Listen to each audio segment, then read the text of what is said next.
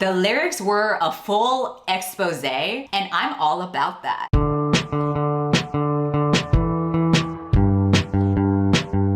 Today we're gonna switch things up as Listen with Cindy. I'm not really someone who keeps up to date with music, but the album Sour by Olivia Rodrigo seems to be the kind of album that everyone knows about and everyone is hyped up about, including myself. I've been following Olivia since I watched the High School Musical, the series, TV show that she was on, and I have really enjoyed every single that she has put out for her debut album. Her heart has been broke, and I totally encourage profiting off of the pain and heartache that you have gone through. Before I dive into the album, I want to say thank you to Likewise for sponsoring this video. Like I said before, I discovered Olivia when I was watching the High School Musical TV show. Season 2 is currently airing, but they are spacing out to be 1 episode per week. So I have the rest of the week trying to fill a void because I need to constantly distract myself with media rather than be alone with my own thoughts. But the problem is I'm constantly scrolling through Netflix and Hulu and I have no idea what show I should watch next. And that's where Likewise has been a great solution because it is a free app where you can discover and recommend books, TV shows, podcasts, movies. They essentially take recommendations from real people and also technology to put together a personalized recommendations list for you. You'll always have something new to read or watch with this app. So for example, I was really into High School Musical. One of the shows that they recommended when you go onto the page is Julie and the Phantoms, which is another show that I became obsessed with. And obviously, I'm always reading books. They have tons of books there. You can easily organize and share all of your favorite books using the lists that they have. So if you want to get recommendations for TV shows and books and all types of media and also support my channel, you can go to on.likewise.com/Cindy to download the app for completely free. Without further ado, let's go ahead and listen to the Sour album by Olivia Rodrigo. First song coming up is Brutal. I'm imagining this might be a pop punk song. Okay, Mozart, pop off. Yes! Let's fucking go! This is so deliciously teenager angsty. This is exactly the kind of shit that my emo ass would have loved. Ooh. Don't know where to start. You already knew where to start with this angsty punk rock song. I feel like this helps set the tone that this will be an album where she is gonna gripe a lot about how life and emotions suck when you're going through it. I think she's showing the moody teenager vibes really well. Brings me back to when I was writing down lyrics for Simple Plan in my journal. The song is a little bit like Riot Girl music. It kind of reminds me of Rebel Girl by Bikini Kill. This is the kind of song that Gabby Hanna hears whenever she listens to herself sing. Like, this is how it sounds like in her mind. All right, let's see the lyrics. I want it to be like messy, me when I log onto Twitter. I'm so tired that I might quit my job, start a new life. This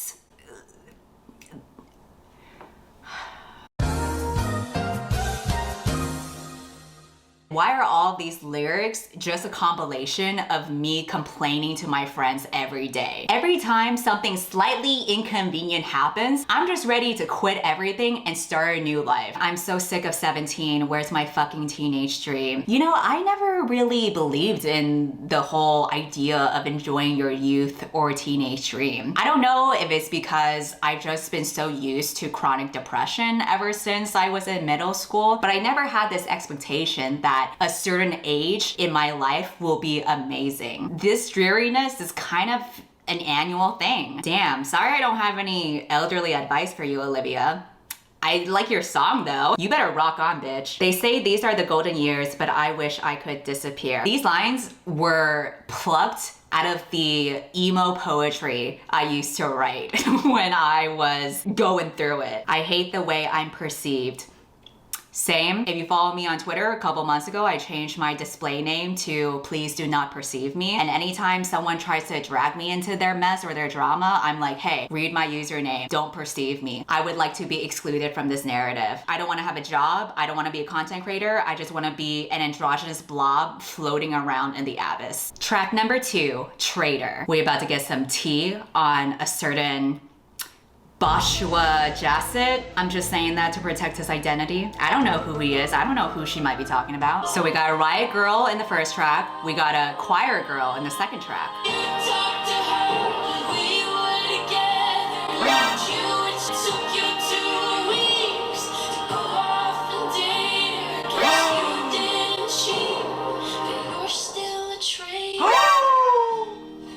Olivia! I brought her up and you told me I was paranoid. You betrayed. Not the gaslighting.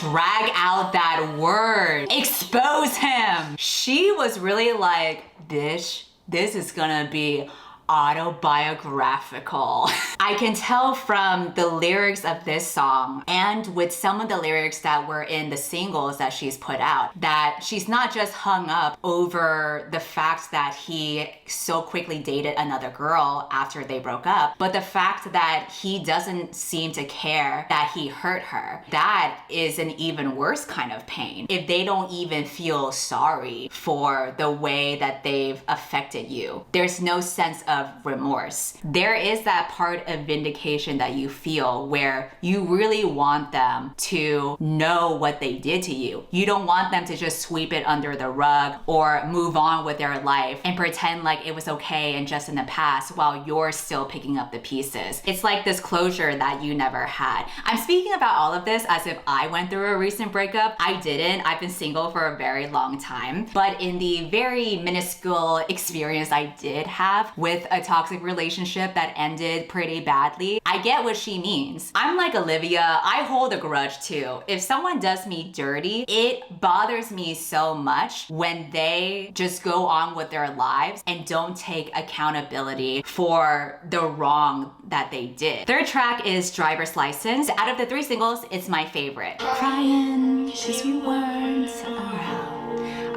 When you're doing an activity like driving, but you can barely see because your vision is so fucked up and hazy from the tears. Imagine how you could be so okay now that I'm gone. And the bridge, the fucking bridge.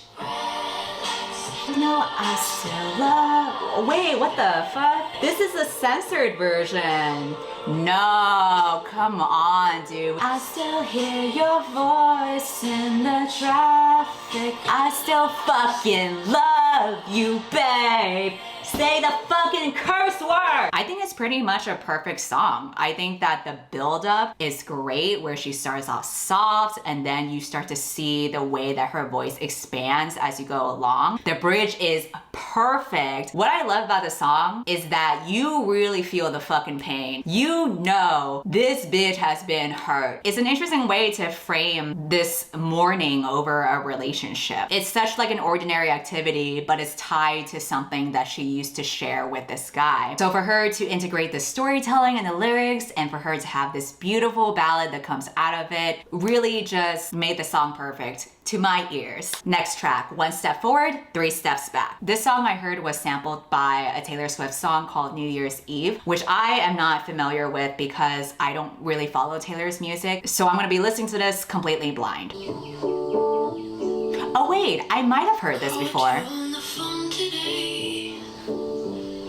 Actually, I might have heard this New Year's song before. It's the piano, right? You know, even if you're not a Swiftie, you can't escape Taylor Swift because the Swifties are everywhere. I hate that I give you power or that kind of stuff. 'Cause it's always one. I'm the love of your life until I make you mad. It's always one. Oh no, oh no. No, I don't understand. Maybe in some messages find it all exciting. Like, which lover will I send me home crying? It's one step forward and I'd leave you, but the roller coaster's all I've ever had.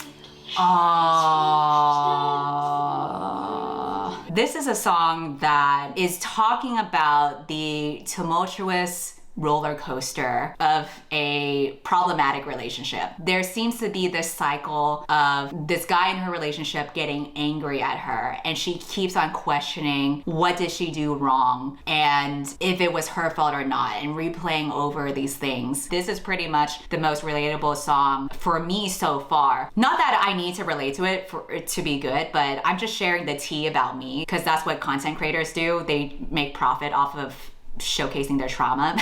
Musically, I'm not sure if I am a fan of this song. Like, I don't know if I would listen to this repeatedly because it seems almost too simplistic. It's just a very simple piano song, which I guess is what she was going for, but I don't know if it would stand out in my mind. However, the lyrics though, I'm the love of your life until I make you mad, is always one step forward and 3 steps back. When I was in my toxic relationship, we were fighting constantly. There was a specific line that she said, oh, okay, found it. Which lover will I get today? Will you walk me to the door or send me home crying? In those kinds of relationships, you never really know what's gonna be the outcome by the end of the day, even if it starts off well. My relationship lasted 2 years, and after we were together, every week for the rest of the time we were in a relationship, he would make me cry at least once a week. I feel like I put up with it for so long because I just didn't know any better. So that's why when she says the line here, I'd leave you, but the roller coaster is all I've ever had. Sometimes I feel like going through a shitty relationship is almost like a rite of passage. Hopefully, when you get out of the relationship, it becomes formulative in the sense where now you know what you won't put up with. So even though it feels like it's 1 step forward and 3 steps back, in the long run, you're gonna be moving a lot more steps forward. Now that you're out of this relationship, you know better and you're not gonna put up with people who treat you that way. You're free now, bitch. You have a #1 album. The next track is Deja Vu. This was the second single. I'm glad that she switched it up after Driver's License so that she wasn't just sticking to ballads the whole time. When I first listened to it, I actually wasn't a fan. Then I kept on listening to it more and more, and then I couldn't stop replaying it. So it was one of those songs that just grew on me. It's much more interesting musically compared to the track that we just listened to. Strawberry ice cream, 1 spoon for 2.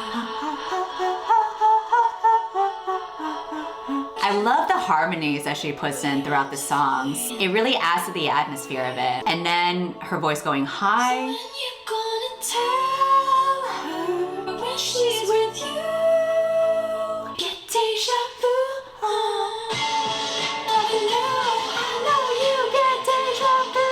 The producer for this song is also really great. I don't know enough about instruments to describe the music, but you know what I mean in this song where it goes like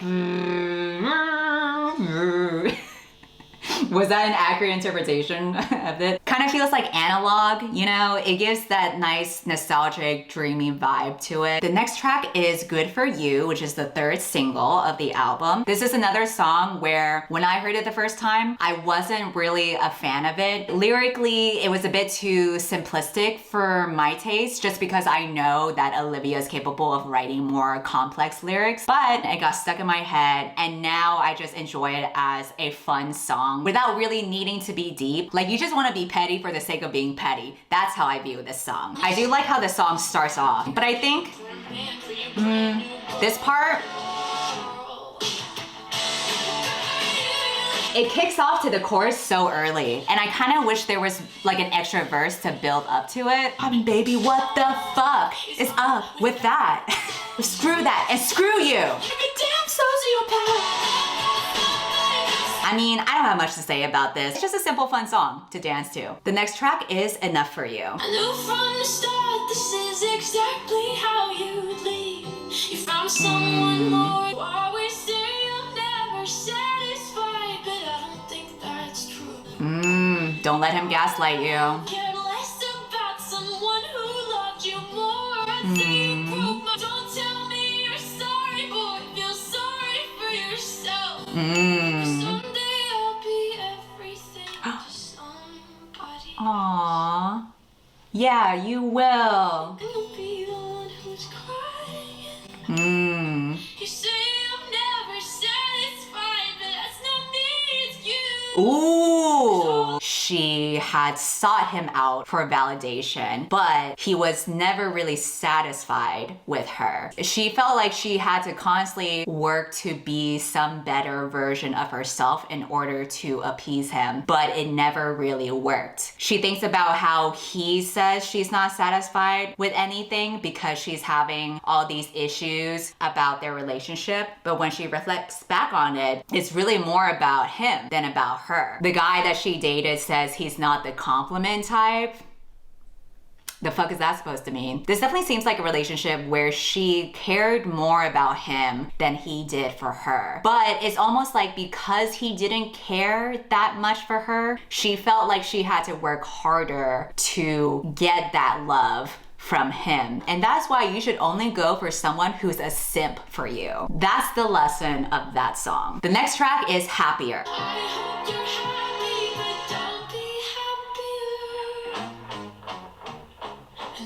Ooh, that guitar. Oh. Ooh, deja vu.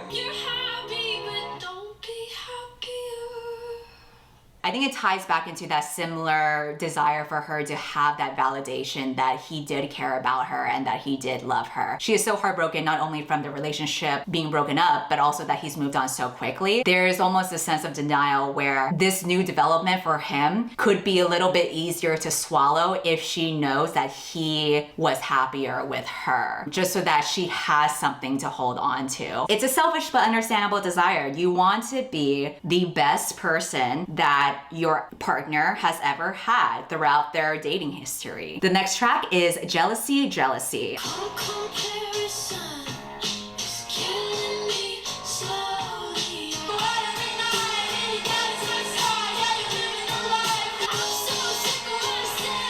Yes, I love it when she yells. This one explores more about the insecurities that she's developing. I would say this is like Instagram in a song. Logically, she knows that beauty is skin deep. Comparisons are just trapping you into unnecessary thinking, but she can't help the way that she feels. I can't imagine being someone famous already as a teenager and therefore inevitably being used to comparisons and being so involved within social media. She is obviously unhappy with herself and has a lot of insecurities about herself. I don't think she feels comfortable in her own skin. And that is sad to hear. I think she's a wonderful girl. She's very talented at singing. She seems very kind and thoughtful. I guess it's hard to see that when you're in that mindset and when you feel insecure, you don't realize the unique qualities that you have that other people might envy. I'm hoping that she'll outgrow this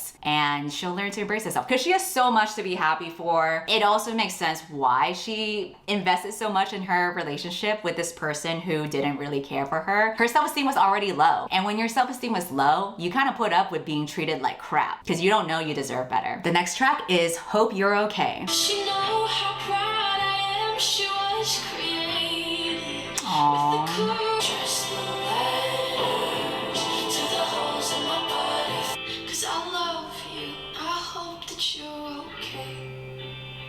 Essentially, the song is Olivia saying LGBT rights. I had to recharge my camera because it was running out of battery, but while I was charging it, I realized that I accidentally listened to the last track of the album, which is my bad because clearly this song was meant to be the last track of the album because it's much deeper and poignant, and it was a purposeful choice for her to make that the last track of the album. I feel like it's a sin whenever you listen to songs out of order the first time you listen to an album, and I have just committed that sin. I think it's a sweet song. It's talking about friends and kids that she grew up with that struggles with their home life because their parents didn't accept them. Despite her losing touch with these people and despite her having a totally different life now because her career is blowing up, but she's still thinking about where she came from and those kids that she used to know, and she hopes that they're doing okay now. The last track that I'm gonna listen to, which is actually the second to last track on the album, is Favorite Crime. Ooh. What was your favorite crime? Just sweet to think about.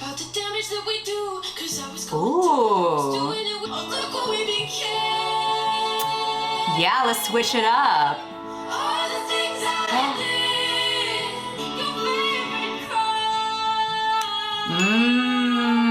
That was good. That was good.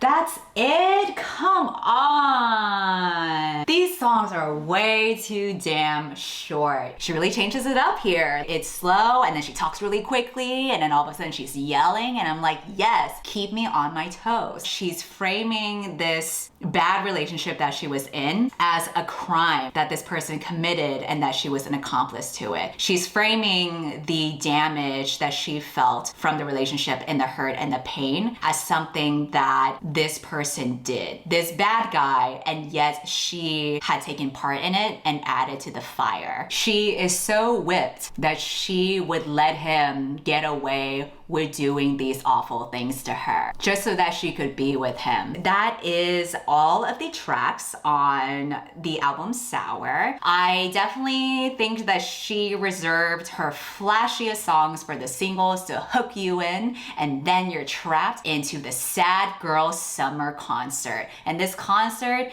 is just a quiet concert that takes place in your bedroom. This is definitely the album that you would listen to lying on the floor at 3 a.m. as you're ruminating over whoever did you dirty. In terms of the new songs that were introduced on this album, my top 3 would be, in no particular order, Brutal. Brutal is just fun. It's a fun song to rock out to. It's old punk, a great way to start off the album. Traitor was just good for the tea. Not only was the music really interesting in the way that it changed things up as you went throughout the song, but the lyrics also had a lot of tea. The lyrics were a full expose, and I'm all about that. And Favorite Crime is gonna be my favorite out of all of the acoustic songs because I think it's the most creative lyrically with setting up this metaphor. And again, she changes things up a lot throughout the song. All right, clearly the sun is setting down and now there's some weird lighting going on. To conclude this video, I think that this was a strong album from her. It's a lot more acoustic than I expected, and it almost makes me question if the album should have had the cover that it currently has, which is that purple cover of her like crossing her arms and sticking her tongue out, because that kind of cover makes it seem like it's gonna be way more pop or rock than what we actually got. I do wish we got a more thoughtful cover to reflect the kind of songs that we got for the majority of the album. If I were to brand this, I would not have chosen this silly little quirky image of her sticking her tongue out, because the songs that you end up getting were a lot more than that. For the first song, Brutal, yeah, that matches perfectly, but the majority of it is like acoustic, thoughtful songs that you would play while you cry in your bedroom. So I wish we got like a more artsy, fartsy kind of cover, just so that it would have helped with my expectations a little more. I would love to see her dabble in more punk songs because I just think they're so fun, but I do think she is leaning more towards that slow piano or acoustic songs because that's just how she developed as a singer-songwriter. I get it. You do you, express yourself the way that you want to. Oh, you know what? The last thing that I want to say before I finish this video is I have seen criticisms of people saying like, oh, all she is singing about is just her one breakup with her ex. And I'm like, yeah, she was 16 when she wrote and sang the songs. What else is she supposed to talk about? Her algebra homework? I fully support that she is taking a really difficult experience for her, and now she's thriving from it because it influenced the art that she made. It influenced her creativity because she was able to express herself and her pain and her feelings through this. That's what you gotta do. When you get hurt, you gotta find a way to profit off of this shit because there's nothing else you can do. You've already been hurt. The other person that hurt you isn't gonna pay for the consequences of it. So you gotta make the most that you can out of it. Thanks for watching. Go ahead and unsubscribe from my channel, and goodbye. Not long ago when I saw you there with your brown-eyed grin and your messy hair, and every girl at the party was looking at you. Ooh, ooh, ooh. I wonder what I'd say if I knew back then that the brown-eyed boy'd be my best friend and the one I'd give my heart